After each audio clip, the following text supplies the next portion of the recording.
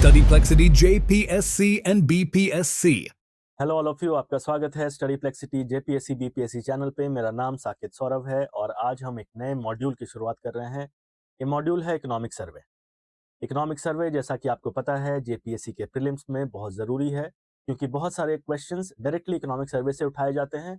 कुछ आंकड़े पूछे जाते हैं, कुछ डेटा पूछा जाता है, कुछ ट्रेंड पूछा जाता है। वो सारी चीज़ें इकोनॉमिक सर्वे से आपको मिल जाती हैं। तो आज से हम इकोनॉमिक सर्वे शुरू कर रहे हैं। हर एक वीडियो में एक चैप्टर को लेके चलेंगे, उस चैप्टर के बारे में पढ़ेंगे और उस चैप्टर से कुछ एमसीक्यू भी प्रैक्टिस करेंगे। तो हर वीडियो में एक चैप्टर और एक एमसीक्यू की और उससे रिलेटेड जो एमसीक्यू है, जो मल्टीपल चॉइस क्वेश्चंस हैं, उसकी आपकी पूरी तैयारी एक वीडियो से हो जाएगी। आप ये वीडियो पूरा देखें।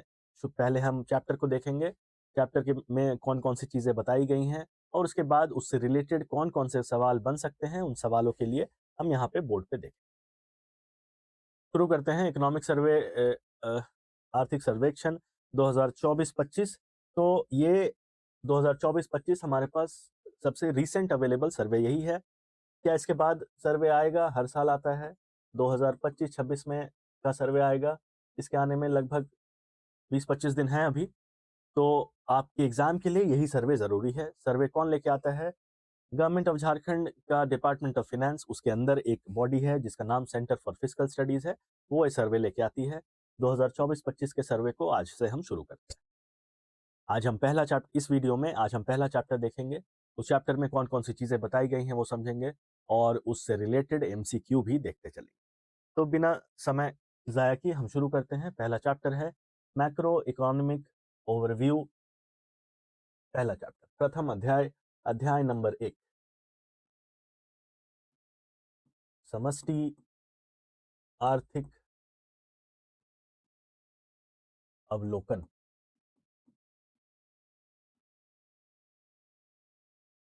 और इस चैप्टर में हम कौन कौन सी चीज़ें देखेंगे? हम मैक्रो इकोनॉमिक ओवरव्यू, आपने अगर मैक्रो इकोनॉमिक के बारे में कुछ पढ़ा है, कुछ सीखा है, तो मैक्रो इकोनॉमी में हम चीज़ों को मैक्रो लेवल पे देखते हैं।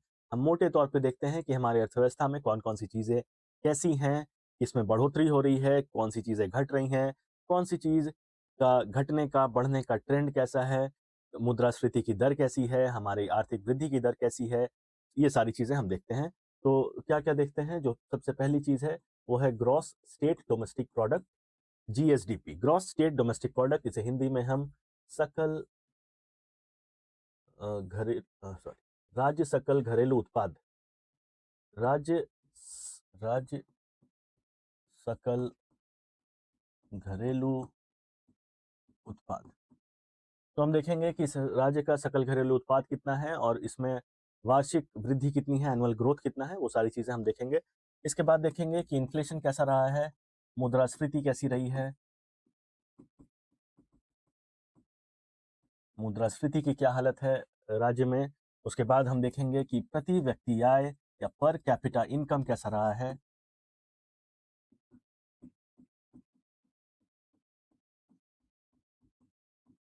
हम ये देखने की कोशिश करेंगे कि हमारा CAGR, एक टर्म है जो कि आप ये सर्वे पढ़ेंगे तो आपको दिखाई देगा कि CAGR 2-3 बारी लिखा हुआ है। इसे अंग्रेजी में कंपाउंड एनुअल ग्रोथ रेट कहते हैं। कंपाउंड एनुअल ग्रोथ रेट, और इसे हिंदी में चक्रवृद्धि वार्षिक वृद्धि दर कहते हैं।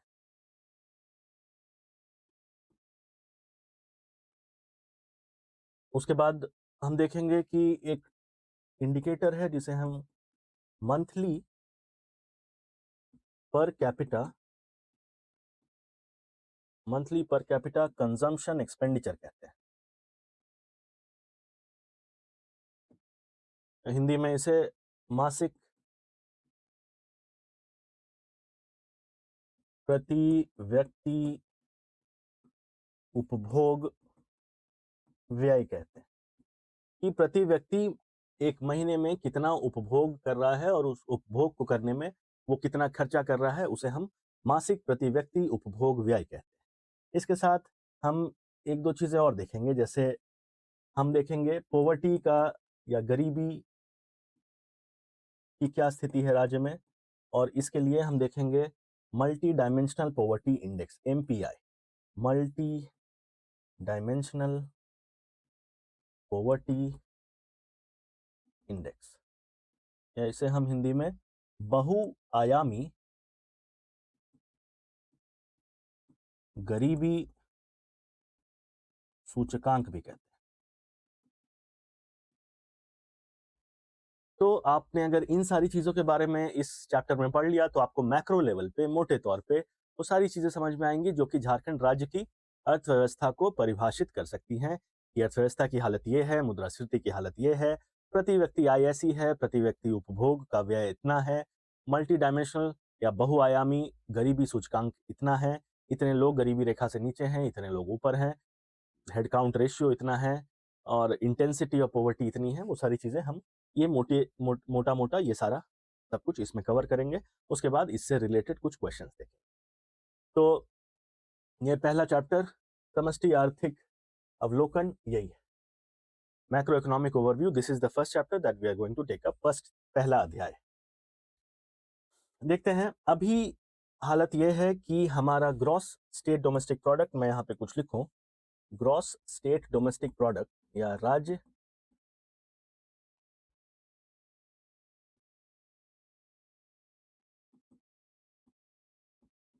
सकल घरेलू उत्पाद, दो टर्म्स में, रियल GSDP मतलब वास्तविक कितना है, और दूसरी चीज जो हम देखते हैं वो है कि नाम मात्र कितना है, मतलब रियल कितना है और नॉमिनल कितना है, वो दोनों चीज हम देख लेते हैं। GSD हिंदी में, जो हिंदी माध्यम के छात्र हैं मैं उनके लिए भी लिख देता हूँ, रियल GSDP को हम वास्तविक बोलते हैं, वास्तविक GSDP या राज्य सकल घरेलू उत्पाद, और इसे हम नाम मात्र GSDP कहते हैं। रियल GDP हमारा है 2,85,070 करोड़ रुपए, 2,85,070। अब रियल GDP क्या होता है, इसीलिए मैंने इसी चैनल पे, इसी कोर्स में जो फ्री क्रैश कोर्स हम चला रहे हैं, इसमें मैंने पहले 2 चैप्टर्स आपको पढ़ा, क्योंकि अगर आप वो नहीं पढ़ेंगे तो ये सारी चीजें आपको शायद थोड़ी कम समझ में आए, कुछ कंफ्यूजन रह जाए। तो अगर आपको देखना है कि रियल क्या होता है, नॉमिनल क्या होता है, तो जो दूसरा क्लास है जिसमें नेशनल इनकम 2 से जो क्लास है वो क्लास देख के आए, तो ये चीजें बेहतर समझ में आएंगी। नॉमिनल GDP है 4,61,010 करोड़, 4,61,010। तो रियल GSDP इतना है, मतलब कि कांस्टेंट प्राइसेस पे जो नापा हुआ है, ये करंट प्राइस, जो अभी प्राइस, जो उस साल 2024 किसकी बात कर रहे हैं हम, 2024-25 की बात कर रहे हैं, अगर उस साल के प्राइसेस पे नापा जाए तो हमारा नाममात्र GDP या नॉमिनल GSDP इतना था, 4,61,010 crore.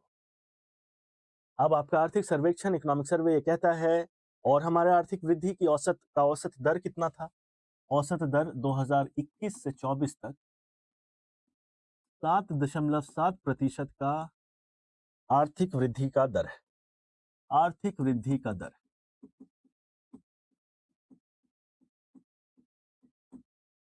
Between the year 2021 and 24, the economy of Jharkhand grew by 7.7% annually. मतलब कि इन 3 सालों में जो औसत वृद्धि का दर है वो 7.7% था। 2024-25 में हम कहाँ पहुंच गए, हम पहुंच गए लगभग 4 लाख,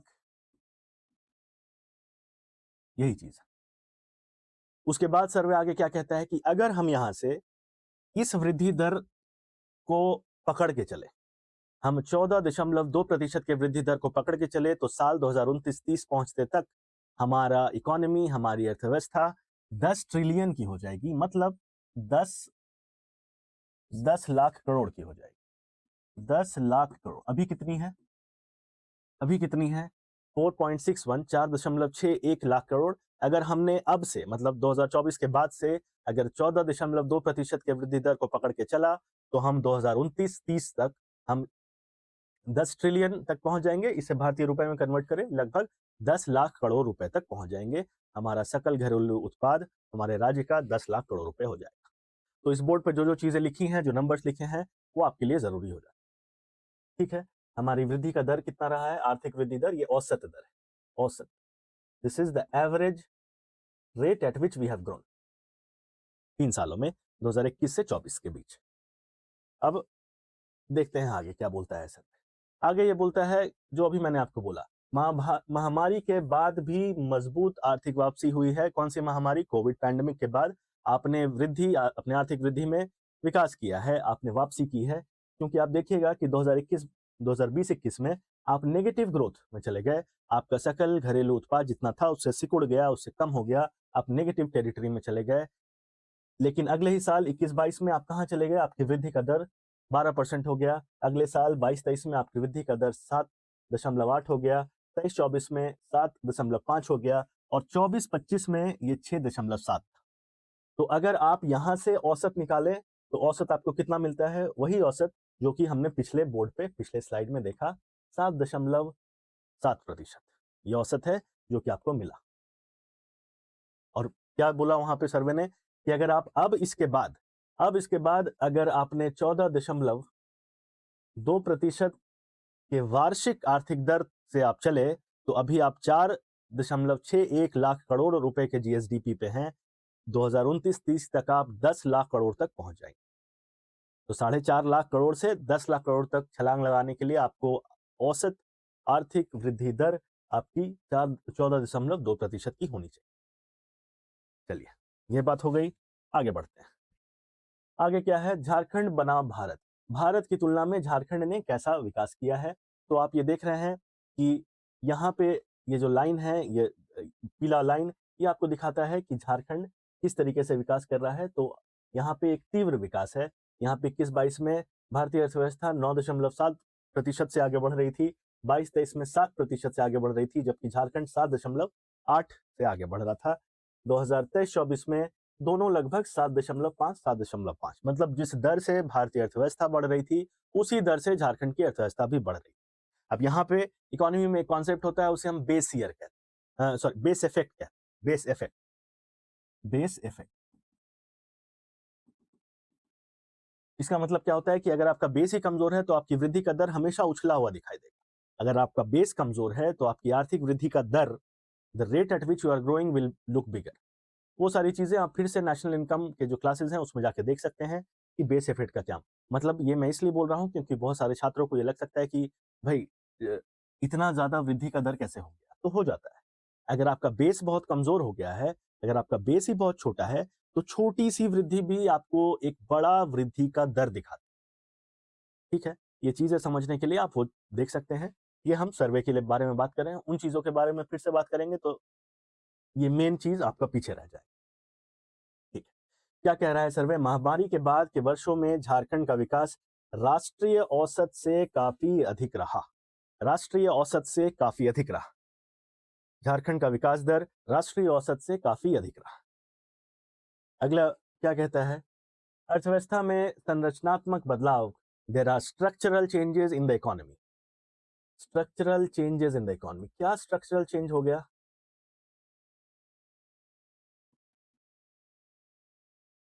स्ट्रक्चरल चेंज ये हुआ कि आप टर्शरी सेक्टर देख रहे हैं जिसमें मेनली सर्विस सेक्टर होता है, सेकेंडरी सेक्टर जिसमें कि मैन्युफैक्चरिंग, और प्राइमरी जिसमें ये चीजें होती हैं जैसे कृषि, माइनिंग, क्वायरिंग, ये सारे प्राइमरी चीजें होती हैं। फिर सेकेंडरी होता है, फिर टर्शरी होता है। अगर आप 2016-17 की बात करें तो आपकी अर्थव्यवस्था में, झारखंड की अर्थव्यवस्था में प्राथमिक जो सेक्टर है उसका कंट्रीब्यूशन कितना है? 25.3%, सेकेंडरी का 31, टर्शरी का इतना। मतलब प्राइम एग्रीकल्चर, ये मैन्युफैक्चरिंग और ये सर्विस सेक्टर, ये कितना कंट्रीब्यूट कर रहा है? ये 25%, 31%, 43%। लेकिन अगर आप 23-24 की बात करें तो यहाँ पे आपको दिखाई देता है कि प्राइमरी सेक्टर में गिरावट आई है।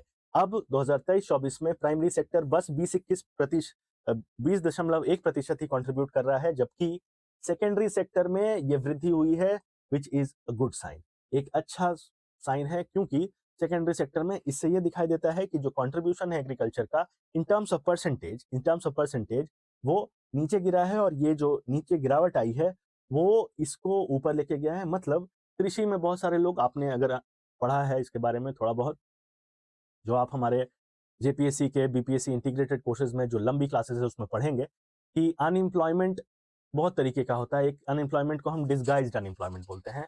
तो हमें ये पता है कि भारतीय कृषि में बहुत सारा डिसगाइज्ड अनएम्प्लॉयमेंट, मतलब लोग बस उसमें पड़े हुए हैं, उनका उसके विकास, कृषि के विकास में, कृषि के विकास दर में कोई ज़्यादा कंट्रीब्यूशन नहीं है, लेकिन वो डिपेंडेंट है एग्रीकल्चर सेक्टर। ये आपको दर्शाता है कि लोग कृषि से निकलकर सेकेंडरी सेक्टर में जा रहे हैं, तो ये एक अच्छा ही sign, this is a good sign. ये 31 से बढ़ के कितना हो गया, दिस हैज बिकम 35%, ये 35% हो। और टर्शरी भी थोड़ा बड़ा है, सर्विस सेक्टर भी बड़ा है, ये 44.4% हो।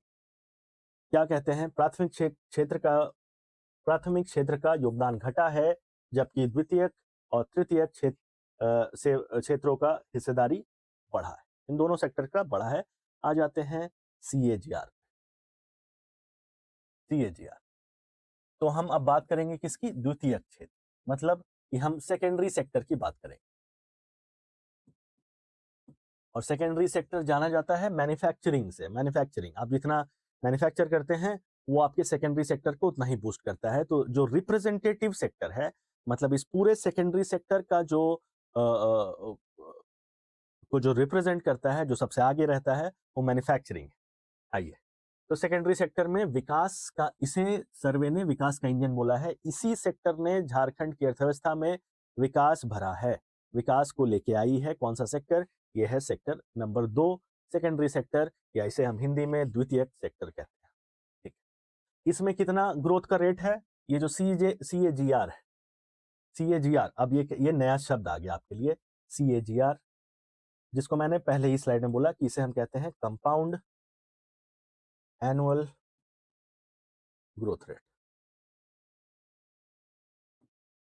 कंपाउंड एनुअल ग्रोथ रेट कहते हैं, चक्रवृद्धि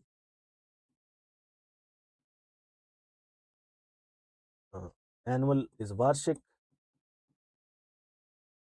विकास या वृद्धि, इसका दर। सीएजीआर और कुछ नहीं, बस एक औसत होता है, बस एक औसत होता है। मतलब कि अगर मैं आपसे पूछूं कि पिछले 5 साल में आपकी अर्थव्यवस्था कितनी बढ़ी है, तो हो सकता है कि किसी साल 7.5 से बढ़ी हो, किसी साल 2% से बढ़ी हो, किसी साल 5% से बढ़ी हो, किसी साल 3% नेगेटिव में चली गई हो। जब हम इसका एवरेज लेते हैं तो उस एवरेज को हम सीएजीआर कहते हैं। तो सीएजीआर सबसे आसान भाषा में समझना हो तो ये आपकी वृद्धि का औसत औसत होता है। जब आप औसत लेते हैं तो आप ये जो फ्लक्चुएशंस हैं, ये जो बढ़ रहा है, घट रहा है, उन सब चीज़ों के बारे में बात नहीं करते। आप सिर्फ औसत करते हैं कि सब फ्लक्चुएशंस को हटा के हमें औसत के बारे में बताओ। जब मैं औसत की बात करूँगा तो सीएजीआर की बात हो रही है, तब चक्रवृद्धि, वार्षिक विकास दर की बात हो रही है, कंपाउंड एनुअल ग्रोथ रेट की बात हो रही है। जहाँ भी आप सीएजीआर देखें वहाँ ये समझे कि औसत की बात हो रही है। तो द्वितीयक क्षेत्र में क्या देखा गया है कि जो औसत ग्रोथ है, मैं औसत ही बोलता हूँ उसको, ताकि आपको कोई आप डरे ना, इस बड़े भारी भरकम शब्दों से डर ना हो आपको। कंपाउंड एनुअल ग्रोथ रेट को मैं औसत ही बोलूंगा। 7.9% का, 7.9% का औसत ग्रोथ है। मैन्युफैक्चरिंग में आप देखेंगे कि इस द्वितीय क्षेत्र में कितने का ग्रोथ है, 7.9% का औसत। मैन्युफैक्चरिंग में कितना ग्रोथ, मैन्युफैक्चरिंग में सबसे भारी वृद्धि हो रही है। निर्माण में कितना ग्रोथ है, इतना। बिजली और यूटिलिटी में इतना ग्रोथ है। आपको बहुत सारे नंबर्स याद करने की जरूरत नहीं है, बस इतना याद रखें कि सेकेंडरी सेक्टर में सीएजीआर, द्वितीय क्षेत्र में जो सीएजीआर है या औसत वृद्धि है वो 7.9% की है पूरे सेकेंडरी सेक्टर में। और इस सेकेंडरी सेक्टर के भीतर जो मैन्युफैक्चरिंग सेक्टर है, जो कि सबसे जरूरी सेक्टर है, उसमें एक बहुत भारी वृद्धि देखी गई है। उसमें एक बहुत भारी वृद्धि देखी गई है जो कि 10.1% की है। और एक साल में, ये जो एक साल बीता 2021-22, उसमें तो बम्पर वृद्धि, कितना वृद्धि है, 24.53 की वृद्धि देखी गई 21-22 में।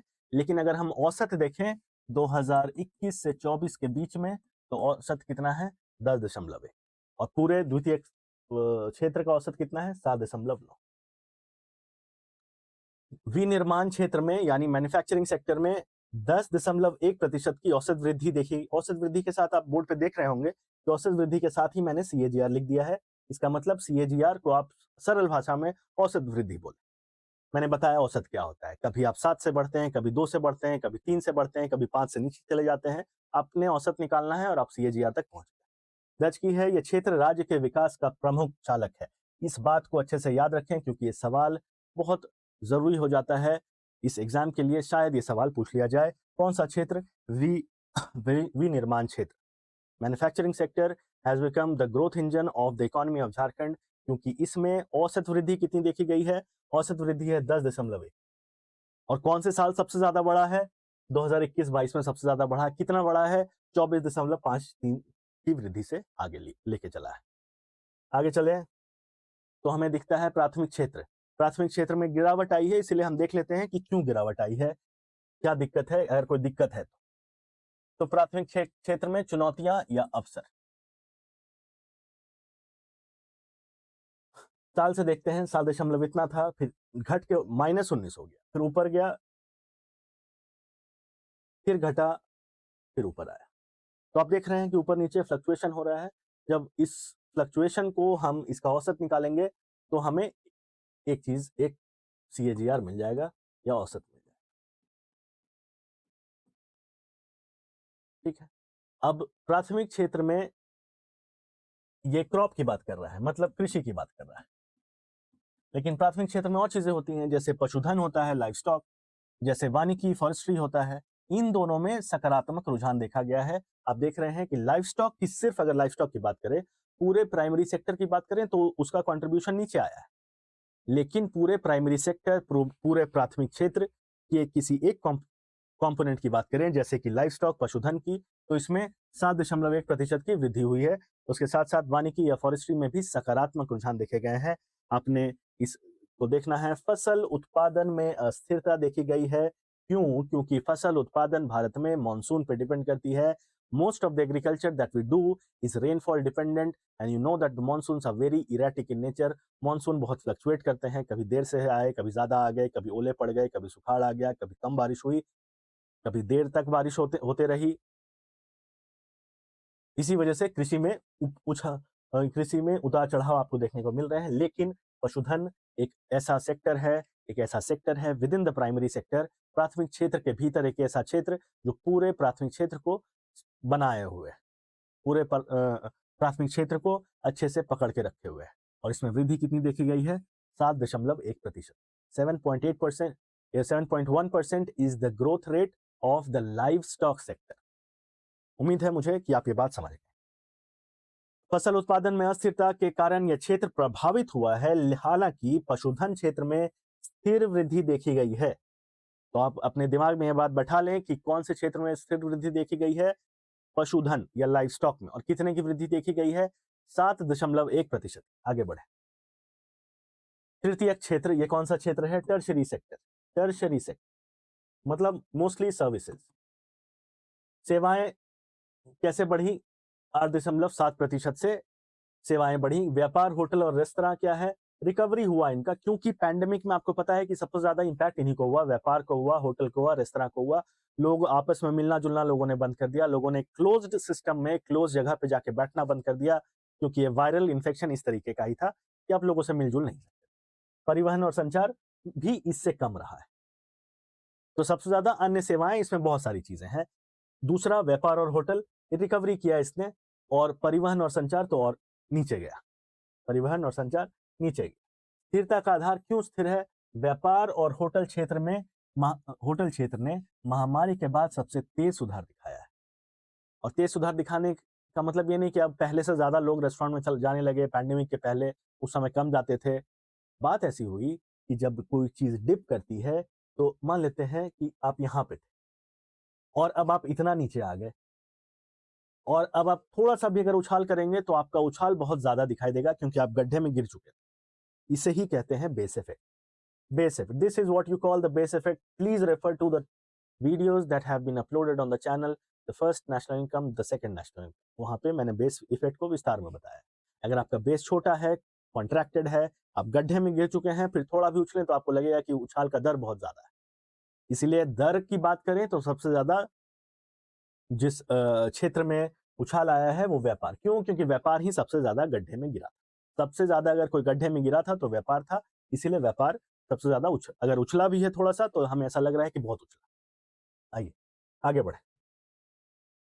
प्रति व्यक्ति आय में वृद्धि, okay, this is your per capita income and the survey says that the per capita income has gone up for the state.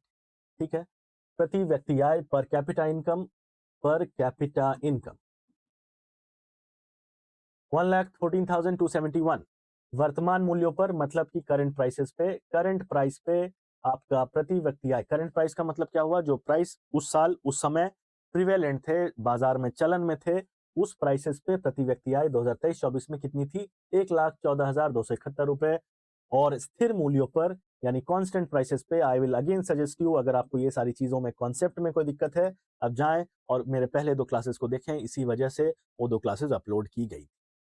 Constant price पे, स्थिर मूल्यों पे कितना है, 68,612, 68,612 याद रखेंगे इसको, इस नंबर को याद रखेंगे। झारखंड में प्रति व्यक्ति आय स्थिर मूल्यों पर at constant prices the per capita income in Jharkhand is 68,612 rupees. और क्या कहा गया कि गत 3 वर्षों में, मतलब 2021 से 24 तक, सीएजीआर, फिर से आ गया भाई ये सीएजीआर, क्या होता है सीएजीआर? सीएजीआर कुछ नहीं, औसत होता है। तो घटा घटा बढ़ा, हमने जब औसत निकाला तो हमें मिल गया 9.1% से पर कैपिटा इनकम में वृद्धि आई है। ठीक है, राज्य के प्रति व्यक्ति आय में लगातार वृद्धि हो रही है, जो कि जीवन स्तर में सुधार का संकेत है। जो जीवन स्तर में सुधार, अच्छा, जो जीवन स्तर में सुधार का संकेत है। प्रति व्यक्ति आय में वृद्धि हो रही है और औसत वृद्धि कितनी है, 9.1%। अंग्रेजी में सीएजीआर अगर पूछ लिया या हिंदी में भी, तो आप इस शब्द से घबराएं ना। इस शब्द का बहुत ही सरल मीनिंग है कि आपने औसत निकाल लिया। कंपाउंड एनुअल ग्रोथ, कंपाउंड एक फॉर्मूला होता है इकोनॉमी में, पर उसकी जरूरत तो आपको दूर दूर तक नहीं। चलिए आगे बढ़े। 12 नंबर स्लाइड है, यह है मुद्रास्फीति। मुद्रास्फीति is inflation and we are going to check the inflation of rural areas, rural versus urban. ग्रामीण क्षेत्र में मुद्रास्फीति क्या रही है, आप देख रहे हैं ये पीला जो ग्राफ है वो ग्रामीण में दिखा रहा है, और ये जो सफेद ग्राफ है, जो the white line shows the inflation in the urban areas, the yellow line depicts inflation in rural areas. आप देख रहे हैं कि ग्रामीण क्षेत्रों में जो मुद्रास्फीति है वो अर्बन एरिया, शहरी क्षेत्रों से ज्यादा है।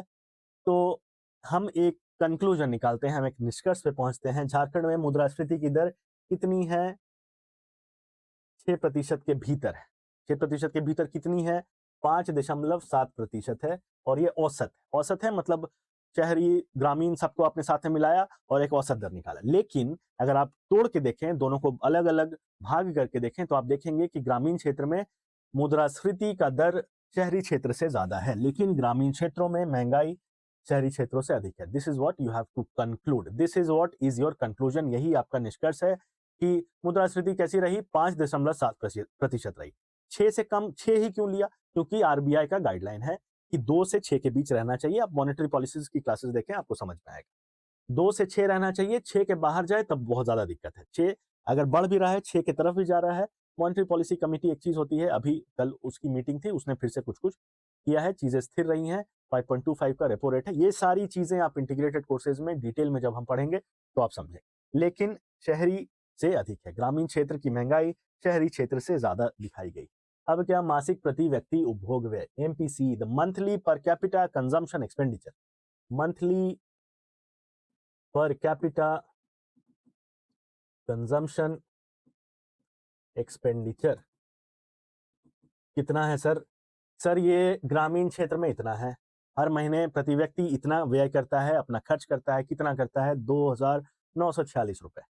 और यहाँ पे अर्बन एरियाज में कितना करता है, अर्बन एरियाज में एक व्यक्ति कितना खर्च करता है, 5,393। इसका निष्कर्ष क्या है, शहरी क्षेत्र में औसत खर्च ग्रामीण क्षेत्रों की तुलना में लगभग 83% ज्यादा है।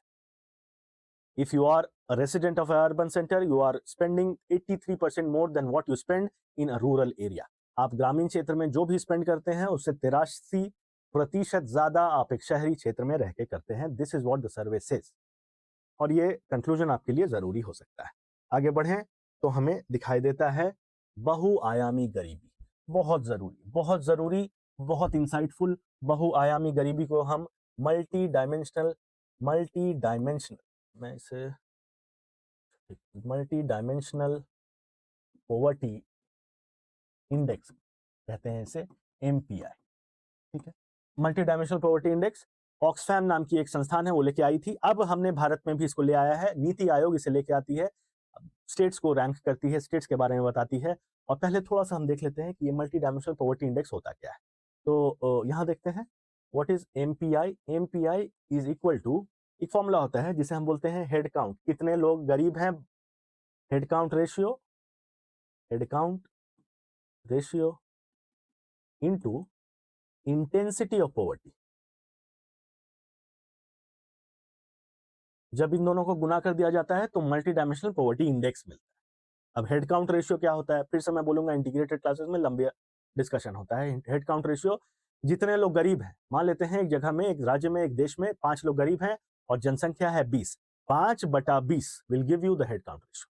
The number of people who are poor divided by the total population is the head count ratio.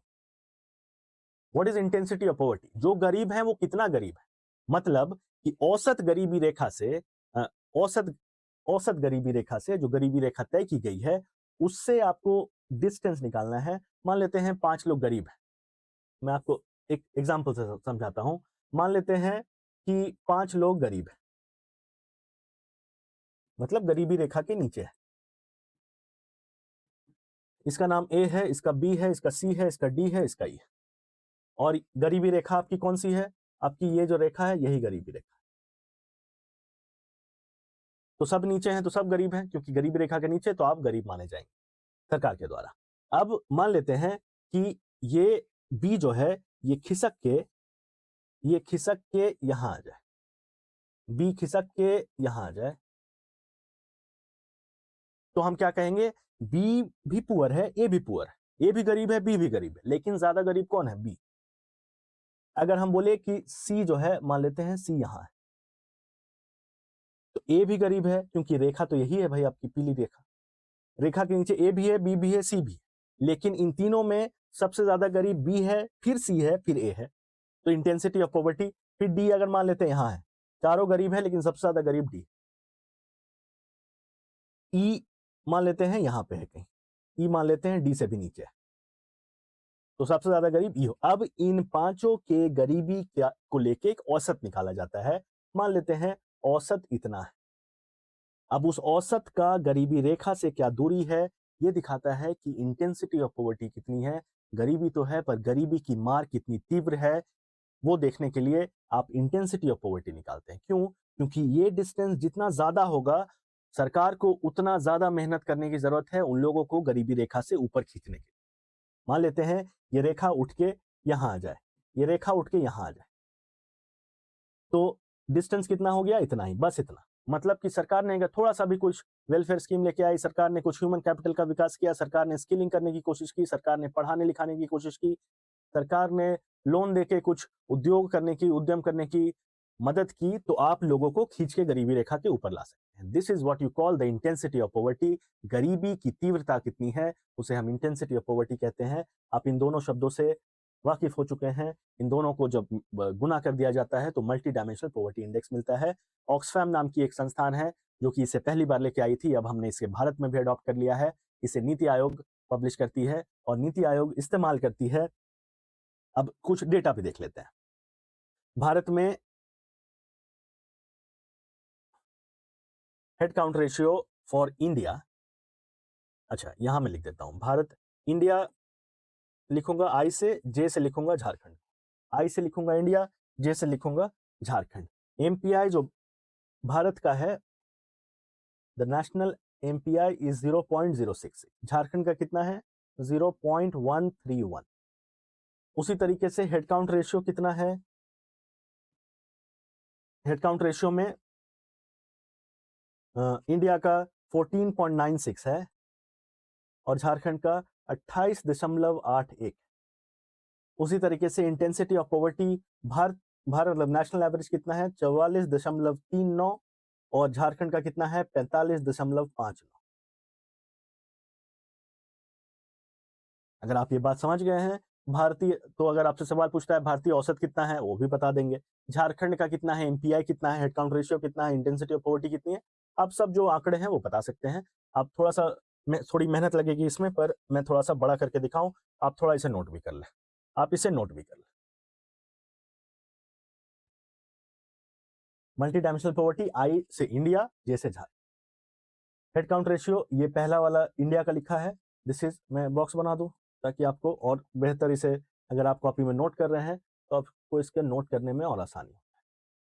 ये झारखंड है और ये भारत का औसत।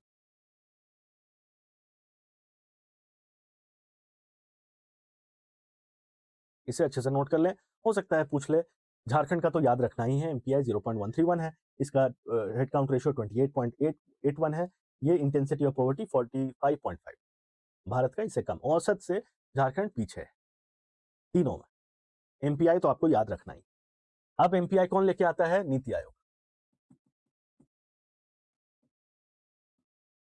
और इस एमपीआई में कौन कौन सी चीजें हैं ये भी मैं आपको थोड़ा समझा दूं, क्योंकि मुझे लगता है ये भी समझने की जरूरत है, ये भी समझने की जरूरत है। नीति आयोग लेके आता है एमपीआई, और कौन कौन सी चीजें बताता है नीति आयोग? नीति आयोग बताता है कि 3 चीजें हैं। हेल्थ, हम हेल्थ को देखते हैं, कैसा हेल्थ है। एडुकेशन को देखते हैं, हेल्थ का मतलब स्वास्थ्य, एडुकेशन का मतलब शिक्षा। और तीसरी चीज जो देखी जाती है वो है standard of living, standard of living, जीने का स्तर कैसा है। इन 3 पैमानों पर हम चीजों को तौलते हैं, लोगों को देखते हैं, और हम मल्टी डायमेंशनल पॉवर्टी इंडेक्स निकालते हैं। नीति आयोग ने इन 3 चीजों को रखा है और इनके भीतर भी चीजों को रखा है, तो टोटल नंबर ऑफ इंडिकेटर जो है वो 12 है। तो हेल्थ में क्या है? हेल्थ में है 2 चीज, 3 चीज, एडुकेशन में 2 चीज, और स्टैंडर्ड ऑफ लिविंग में 7, 1 2 3 4 5 6 7। अब भाई क्या क्या है वो भी देख लें यहाँ पे, ताकि आप एक ही बोर्ड पे सब कुछ समझ जाए, सब कुछ लिख लें, आपको कहीं भी अलग जगह कुछ ढूंढने समझने मेहनत करने की बहुत ज्यादा जरूरत ना पड़े। यहाँ पे न्यूट्रिशन, पोषण का क्या स्थिति है। दूसरा, चाइल्ड एंड एडोलेसेंट हेल्थ, जो किशोरों में और बच्चों में जैसा हेल्थ है उसके हिसाब से हम तय करते हैं, गरीब हो सकते हैं आपके। तीसरी चीज, मैटरनल हेल्थ, मैटरनल हेल्थ, जो माएँ हैं, नवजात शिशु को जिन्होंने अभी अभी जन्म दिया है, उनका जो हेल्थ है, उनमें क्या बीमारियां हैं, मैटरनल मोर्टेलिटी कैसी है, रिकवर एनेमिक है कि नहीं, सारी चीजें, हेमोग्लोबिन की क्या स्थिति है, सारी चीजों को देख के एक तय किया जाता है कि आप हेल्दी हैं कि नहीं। एजुकेशन में 2 चीजें, ईयर्स ऑफ स्कूलिंग, ठीक है, कितने साल एक बच्चा स्कूल में है, ठीक है, years of schooling, years of schooling. और दूसरी चीज, ये एवरेज ईयर ऑफ स्कूलिंग भी लिख सकते हैं, एवरेज ईयर्स ऑफ स्कूलिंग, कितने साल के लिए आप स्कूल में हैं। दूसरी चीज, अटेंडेंस, स्कूल में तो है, नामांकन तो है, पर क्या आप स्कूल जाते भी हैं कि नहीं। स्टैंडर्ड ऑफ लिविंग कैसे तय होगा आपका? स्टैंडर्ड ऑफ लिविंग तय करने के लिए आप देखते हैं कि आपके पास कुकिंग फ्यूल है कि नहीं। सबसे पहले कुकिंग फ्यूल मतलब गैस है कि नहीं, कि चूल्हे पे खाना बन रहा है, कुकिंग फ्यूल। सैनिटेशन की फैसिलिटी है कि नहीं, शौच की दिक्कत तो नहीं है आपके घर में। तीसरी चीज, हाउसिंग, हाउसिंग पक्का मकान है कि नहीं। चौथी चीज, क्लीन ड्रिंकिंग वाटर है कि नहीं, ड्रिंकिंग वाटर, पेयजल ठीक है। पांचवी चीज, इलेक्ट्रिसिटी है कि नहीं। छठी चीज, आपके पास कुछ एसेट है कि नहीं, जमीन, कोई जायदाद, कुछ सिक्योरिटी पेपर, कोई बैंक में अकाउंट, कुछ सोना, कुछ गहने, आपके पास कोई एसेट है कि नहीं। और जो अंतिम चीज है, उसे नीति आयोग कहती है कि आपके पास बैंक अकाउंट है कि नहीं। ये बहुत जरूरी, अगर आपके पास बैंक अकाउंट नहीं है तो भी आप किसी ना किसी तरीके से डिप्राइव्ड हैं, किसी न किसी वंचना के शिकार हैं, और आप मल्टी डायमेंशनल पॉवर्टी में आ जाएंगे। तो ये चीजें थी जो मैंने आपको एक ही बोर्ड पे बहुत सारी चीजें बता दी। मुझे उम्मीद है कि आप ये चीजें नोट करते चल रहे हैं, मुझे उम्मीद है कि आपने ये चीजें मेरे साथ साथ नोट किया है। 1 सेकंड का टाइम ले लेते हैं, जिन्होंने नोट नहीं किया है जल्दी से नोट कर लें कि एमपीआई में नंबर्स तो मैंने बता दिए, एमपीआई में कौन लेके आता है, नीति आयोग लेके आता है। क्या क्या देखता है? Health, education and standard of living, आपका स्वास्थ्य, आपकी शिक्षा और आपके जीवन का स्तर। हेल्थ में क्या क्या? न्यूट्रिशन, पहला चीज, पोषण आपके पास है कि नहीं। चाइल्ड और एडोलेसेंट हेल्थ देखता है, मतलब बच्चों में और किशोरों में जो उनका स्वास्थ्य है उसके बारे में देखता है। जो नई माएँ हैं, मतलब जो नवजात शिशु अभी अभी जिन्होंने बच्चे को जन्म दिया है, उसे हम उन महिलाओं का हेल्थ को हम मैटरनल हेल्थ में देखते हैं। एडुकेशन में क्या देखते हैं, ईयर्स ऑफ स्कूलिंग, बच्चा कितने साल के लिए, औसत कितने साल के लिए स्कूल जा रहा है। दूसरी चीज, स्कूल में अटेंडेंस है कि नहीं, भाई नामांकन तो है, पंजीकृत तो है, लेकिन स्कूल में अटेंड करता है। Standard of living, cooking fuel, आपके पास एलपीजी है कि नहीं, सैनिटेशन है कि नहीं, हाउसिंग है कि नहीं, ड्रिंकिंग वाटर है कि नहीं, इलेक्ट्रिसिटी है कि नहीं, एसेट है कि नहीं, बैंक अकाउंट है कि नहीं। और अगर आप सरकार की योजनाओं को देखेंगे बहुत गौर से, तो आपको ये पता चलेगा कि all those schemes are directed at this and this. every scheme that you will come across, you will find that they all are directed to eradicate these deprivation. Right to education act, nutrition के लिए mid day meal scheme, maternal के लिए maternity benefit act, cooking fuel के लिए उज्ज्वला योजना, sanitation के लिए स्वच्छ भारत अभियान, हाउसिंग के लिए प्रधानमंत्री आवास योजना, ड्रिंकिंग वाटर के लिए हर घर जल, इलेक्ट्रिसिटी के लिए सौभाग्य योजना, रूरल इलेक्ट्रिफिकेशन सुना होगा, एसेट के लिए सॉवरेन गोल्ड बॉन्ड, पर वो अब नहीं है। तो एसेट तो एक पारिवारिक जिम्मेदारी है या आपकी अपनी सक्षम, आप कितने सक्षम हैं उस पर डिपेंड। बैंक अकाउंट के लिए जन धन योजना। तो आप देखेंगे वो सारी लंबी बातें हैं, तो मैं उसके बारे में उनको छोड़ता हूं लंबी क्लासेस के लिए। This is just for your prelims. तो प्रीलिम्स में अगर पूछे कि कितने इंडिकेटर है भाई मल्टी डायमेंशनल पॉवर्टी इंडेक्स में, तो आप सीना चौड़ा करके आप बोले कि 12 है भैया, 12। देयर आर 12 इंडिकेटर्स, 3 यहाँ, 2 यहाँ, 5 और 7 12। कौन लेके आता है? NITI Aayog. Multi dimensional poverty index का फॉर्मूला क्या होता है? Head count into intensity of poverty. Head count का मतलब क्या? जो गरीब है बटे टोटल आबादी कितनी है। इंटेंसिटी ऑफ पॉवर्टी, कितना गरीब, गरीबी की तीव्रता कितनी है, मतलब गरीबी रेखा से औसत गरीबी कितनी दूरी पर है। बहुत दूरी पे है मतलब तीव्रता बहुत है, कम दूरी पे है तीव्रता कम है। इंडिया एवरेज कितना है? 0.066 एमपीआई का, झारखंड 0.131। हेड काउंट भारत में कितना? 14.96, यहाँ पे कितना? 28.81। इंटेंसिटी ऑफ पॉवर्टी यहाँ कितना? 44.39, यहाँ पे 45.59। ये सारी चीजें बहुत बातें कर ली, और यहाँ पे और मुझे ऐसा लगता है कि इससे पूछा गया कोई सवाल आपके लिए अब कठिन नहीं हो सकता। There is no question that can be difficult for you. Please आगे बढ़ें। आगे बढ़े, जिलावार, जिला में कौन सा जिला सबसे ज्यादा गरीब दिखाई दे रहा है आपको? तो यहाँ पे दिखाई देता है कि 2 जिले के बारे में बात की गई है, एक चतरा है, दूसरा पाकुड़ है। तो सबसे ज्यादा गरीबी कहाँ पे है? 60.74, दिस इज चतरा। सबसे कम इन दोनों राज्यों, इन दोनों जिलों में देखी गई है, रांची में और पूर्वी सिंहभूम में।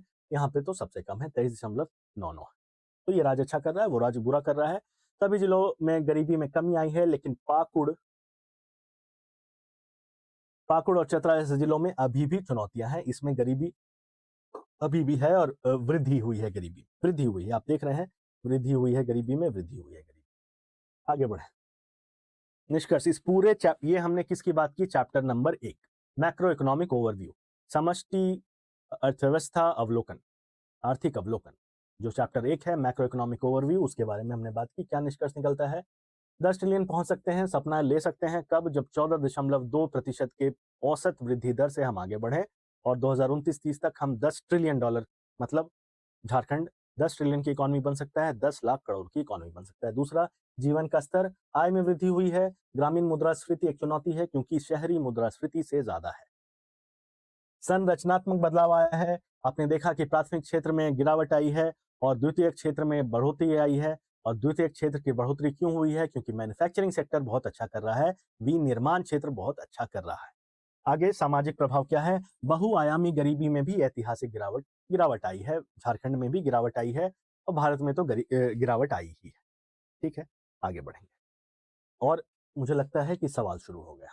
Jharkhand aims to become, Jharkhand ने एक सपना देखा है 10 ट्रिलियन डॉलर की इकोनॉमी बनने के लिए। कौन से साल में? कौन से साल वो 10 ट्रिलियन की इकोनॉमी बनने वाली है? 2029-30। सही जवाब 2029-30। आपने मेरे साथ अगर आप हैं पूरे वीडियो में, तो आपको पूरी चीजें समझ में आ गई। आगे बढ़े। What nominal annual growth rate is required, कितना औसत का दर है नाम मात्र वृद्धि दर कितनी होनी चाहिए अगर आपको 10 ट्रिलियन या 10 लाख करोड़ की इकोनॉमी बननी है? आपको कितना का होना पड़ेगा?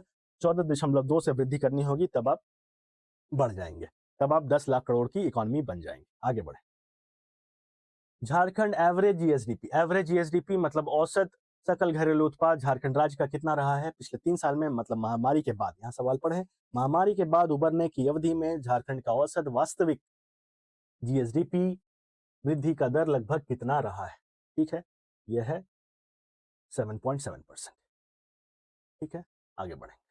Which sector has shown the highest CAGR? कौन से सेक्टर को हाईएस्ट CAGR दिया गया है? तो इसे हम बोलेंगे कि ये है हाईएस्ट CAGR दिया गया है मैन्युफैक्चरिंग को, विनिर्माण। आगे बढ़ें। मैन्युफैक्चरिंग कॉन्स्टिट्यूट्स रफली what percentage of Jharkhand? Jharkhand के द्वितीयक क्षेत्र में, ये पूरा द्वितीयक है, इसमें मैन्युफैक्चरिंग कितना बड़ा है? मान लेते हैं ये मैन्युफैक्चरिंग, विनिर्माण ये है, और ये पूरा झारखंड का द्वितीयक क्षेत्र है। यहाँ पे कितना है झारखंड में मैन्युफैक्चरिंग की हिस्सेदारी? 68%। आगे बढ़ें।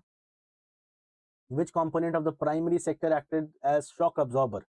प्राइमरी सेक्टर का वो कौन सा क्षेत्र है, प्राथमिक क्षेत्र का वो कौन सा क्षेत्र है जिसने शॉक अब्जॉर्ब किया है, जिसने कृषि में गिरावट के बावजूद उस पूरे क्षेत्र को पकड़ के रखा है? वो है लाइव स्टॉक, पशुपालन। आगे बढ़ें। झारखंड पर कैपिटा इनकम कौन से रैंक पे है? झारखंड की प्रति व्यक्ति आय कौन से रैंक पे पहुंच गई है? 26वें, 26। कितना है आपको हमने देख लिया, 66,000 रुपए। आगे बढ़ेंगे। विच सर्विस सबसेक्टर? सर्विस का कौन सा ऐसा सबसेक्टर है जो कि महामारी के दौरान किस सेवा के उपक्षेत्र में सबसे तीव्र संकुचन देखा गया? सबसे तीव्र संकुचन आपने तो रेस्तरां में ही देखा, होटल्स में देखे, क्यों? This is trade, hotels and restaurants. आगे बढ़े। Average monthly per capita expenditure, मतलब कि औसत मासिक प्रति व्यक्ति उपभोग कितना रहा है? आप इसके बारे में क्या सवाल है? Average monthly per capita expenditure in urban Jharkhand. Urban Jharkhand में average per capita income, per capita expenditure कितना रहा है? हमने देखा, रूरल में भी देखा, अर्बन में भी देखा, ये देखा कि शहरी क्षेत्र में पर कैपिटा एक्सपेंडिचर ज्यादा है, और वो पर कैपिटा एक्सपेंडिचर रूरल एरिया से, ग्रामीण क्षेत्रों से 83% ज्यादा है। आंसर क्या है? 539। अगर आप एक शहरी क्षेत्र में रह रहे हैं तो प्रति व्यक्ति व्यय आपका 5,393 रुपए का है। आगे बढ़े हैं तो हमें दिखाई देगा by how many percentage points 2015 से 2019 के बीच झारखंड की बहुआयामी गरीबी में कितने प्रतिशत की कमी आई? बहुत जरूरी सवाल, this question is very important. कितना प्रतिशत की गरीबी आई, मतलब कितने प्रतिशत की कमी आई, कितने प्रतिशत? हमने वहां पे देखा था कि कितना प्रतिशत MPI है हमारा, मतलब कितना MPI का स्कोर कितना है, दैट इज 0.131। लेकिन ये 5 साल में, मतलब कि 2015-16 से लेके 2019-21 में, इन 5 सालों में कितने प्रतिशत की गिरावट आई है? वो प्रतिशत है 13 दिस इज वेरी इंपॉर्टेंट, और ये सवाल आप ध्यान से याद रखें। MPI से रिलेटेड जो भी चीजें हमने डिस्कस की हैं उन्हें अच्छे से पढ़ लें, देख लें। कुछ डेटा अगर आपको बोर्ड से नोट करना था तो नोट भी कर सकते हैं। ड्यूरिंग द पोस्ट पैंडेमिक, महामारी के बाद की अवधि में झारखंड के विनिर्माण क्षेत्र में किस वर्ष में सबसे ज्यादा वृद्धि दर्ज की गई? बताइए आप। आपको याद होगा कि हमने देखा है 2021-22 में सबसे ज्यादा वृद्धि देखी गई, लगभग 24%। लगभग 24% की वृद्धि हुई थी विनिर्माण क्षेत्र में। ये हमने अभी आधा घंटा पहले देखा। Which sector has shown a declining share of Jharkhand GSDP? किस सेक्टर में या संरचनात्मक परिवर्तन को दर्शाते हुए झारखंड के GSDP में किस क्षेत्र की हिस्सेदारी घट रही है? हमने देखा प्राथमिक क्षेत्र की, या प्राथमिक में भी किस क्षेत्र की? यहाँ पे प्राथमिक होता तो प्राथमिक मारते, प्राथमिक नहीं है तो भाई कृषि क्षेत्र। This is what we have understood. Alright. Rural inflation in Jharkhand, Jharkhand के ग्रामीण मुद्रास्फीति सामान्यतः शहरी मुद्रास्फीति से अधिक होने का मुख्य कारण क्या है? क्यों है भाई ऐसा कि आप अगर ग्रामीण क्षेत्र में रहते हैं तो आपकी जो मुद्रास्फीति है वो कम है? क्या है? शहरी मुद्रास्फीति से अधिक, सॉरी, ग्रामीण क्षेत्र में रहते हैं तो शहरी क्षेत्र से मुद्रास्फीति आपकी ज्यादा क्यों है? क्योंकि आपका ग्रेटर फूड प्राइस प्रेशर, खाद्य वस्तुओं की अधिक कीमतें, सिर्फ खाद्य वस्तुओं की कीमतों की वजह से ही ग्रामीण क्षेत्रों में जो आपकी मुद्रास्फीति है वो शहरी क्षेत्रों से ज्यादा है। ठीक है, आगे बढ़ेंगे। अब आप इसे प्लीज ऐसा ना सोचे कि ग्रामीण में तो हम वहीं उगा लेते हैं, वहीं खा लेते हैं, ऐसा नहीं होता है। आप एक चीज उगा सकते हैं, लेकिन अगर जब आप पूरी अपनी थाली को देखें तो उसमें आप सिर्फ चावल, आपके गांव में चावल की खेती होती होगी। झारखंड में कृषि तो आपको पता है, बहुत सारी चीजें हैं जो हम पढ़ेंगे झारखंड की कृषि के बारे में, तो यहाँ भी बहुत ज्यादा चीज़ों की कमी हो जाती है। तो ऐसा ना समझे कि रूरल में तो बहुत आसानी से हम उगा सकते हैं, तो रूरल में प्राइस या कीमतें ज़्यादा क्यों हैं? क्योंकि आप पूरी थाली की बात करते हैं, आप जो खाते हैं पूरे दिन में, हर खाद्यान्न की बात करते हैं। इसी वजह से, क्योंकि खाद्य वस्तुओं की अधिक कीमतें हैं ग्रामीण क्षेत्रों में, इसीलिए ग्रामीण क्षेत्रों में मुद्रास्फीति, मैं यहाँ लिख दूँ, inflation in rural areas is greater than inflation in urban area. आगे बढ़े। According to Engel's law as reflected in survey में एक लॉ की बात की गई। इकोनॉमी में जब हम पढ़ेंगे विस्तार में, फिर से मैं बात दोहराऊं, जब लंबे विस्तृत क्लासेस में जाएंगे, इंटीग्रेटेड प्रोग्राम्स में जाएंगे, फाउंडेशन बैचेस में जाएंगे, टारगेट 8-10 महीने के क्लासेस होते हैं, उसमें 2 लॉ पढ़ते हैं। पहला लॉ होता है एंजल्स लॉ कहता है कि जब आपकी आय बढ़ती है, प्लीज फॉर गॉड सेक, जब आपकी आय बढ़ती है तो आपका जो प्रतिशत खर्चा है आपके खाने पे वो घटता है, जबकि जो एब्सोल्यूट खर्चा है, मान मैं एग्जांपल देता हूं, मैं आपको एग्जांपल देता हूं। एग्जांपल है, क्या लॉ है यहाँ पे? Engel's law. और सभी लोग बहुत ध्यान से सुनो। एंजल्स का लॉ कहता है कि जब आपकी आय बढ़ती है तब खाने पर प्रतिशत खर्चा, मतलब परसेंटेज एक्सपेंडिचर ऑन फूड, घट जाता है। प्रतिशत खर्चा घटता है। मान लेते हैं मैं 1000 रुपए कमाता हूं, और 1000 रुपए एक दिन की बात करते हैं, 1000 रुपए मैं कमाता हूं। जब 1000 रुपए कमाता हूं, 800 रुपए खर्च कर देता हूं खाने में, या 100 रुपए रखते हैं क्योंकि मैथ आसान हो जाएगा। मान लेते हैं मैं 100 रुपए कमाता हूं एक दिन का, और इस 100 में 90 रुपए खर्च कर देता हूं खाने में। मतलब कितना परसेंट खर्चा करता हूं, कितना प्रतिशत? 90%। ठीक। अब मैं कल को एक दिन में 1 लाख रुपए कमाने लगा, एक दिन में मान लेते हैं 1000 कमाने लगा, चलिए 1000 ही लिखते हैं, 1000 लिखते हैं। अब अभी भी मैं 90 ही खाऊंगा भाई, और या थोड़ा बढ़िया खा लूंगा। अब मैं सोना चांदी तो नहीं खाने लगूंगा, खाना ही खाऊंगा। तो मान लेते हैं 90 से कुछ बेहतर खाना खाने लगा मैं, 200 रुपए का खाना खाने लगा। ठीक है, 200 रुपए का खाना खाने लगा। प्रतिशत में कितना खा रहा हूं मैं? 20%। आप एक और चीज गौर करेंगे कि एब्सोल्यूट खर्चा बढ़ा है। जो फिक्स खर्चा जो मेरा एब्सोल्यूट टर्म्स में जो खर्च करता था वो बढ़ा है। 90 रुपए से मैं उठ के, I have come from 90 to, please, मैं 90 रुपए से उठ के मैं आ गया 200 पे। एब्सोल्यूट टर्म्स में खर्चा बढ़ा है, लेकिन प्रतिशत टर्म्स में खर्च घटा है।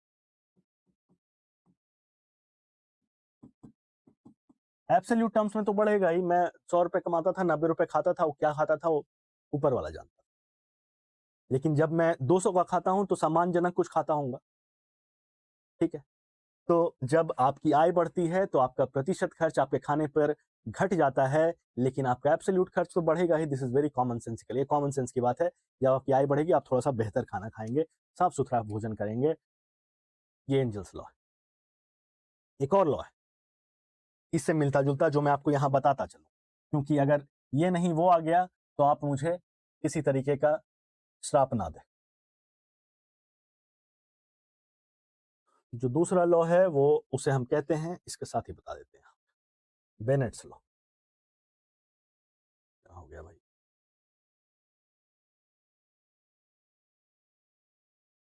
एक और लॉ है जिसे कहते हैं Bennett.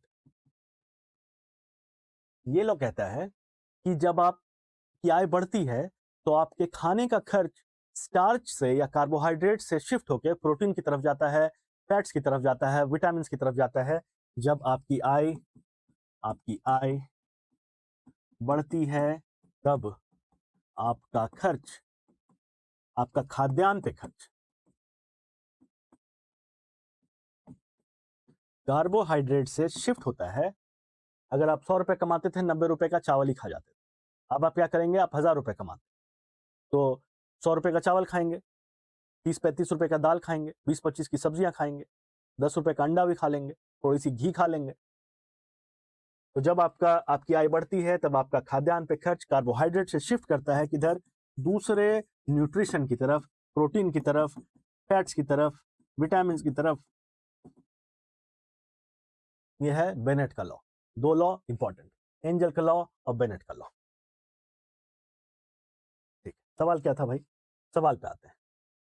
According to Engel's law reflected in the survey, rising income in Jharkhand, rising income Jharkhand का जो इनकम बढ़ रहा है उसकी वजह से क्या हो रहा है, क्या होगा भाई?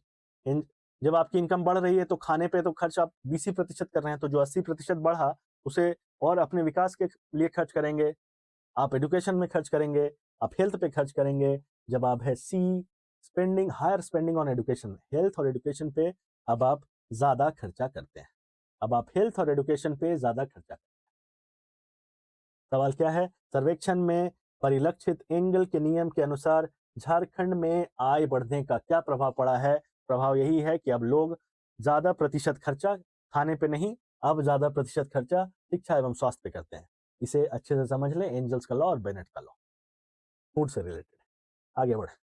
15 नंबर सवाल, which of the following explain Jharkhand poverty? Poverty के रिडक्शन को कौन सी चीज सबसे अच्छे तरीके से एक्सप्लेन करती है कि पॉवर्टी में, गरीबी में गरीबी कैसे घटा है, क्यों घटा है?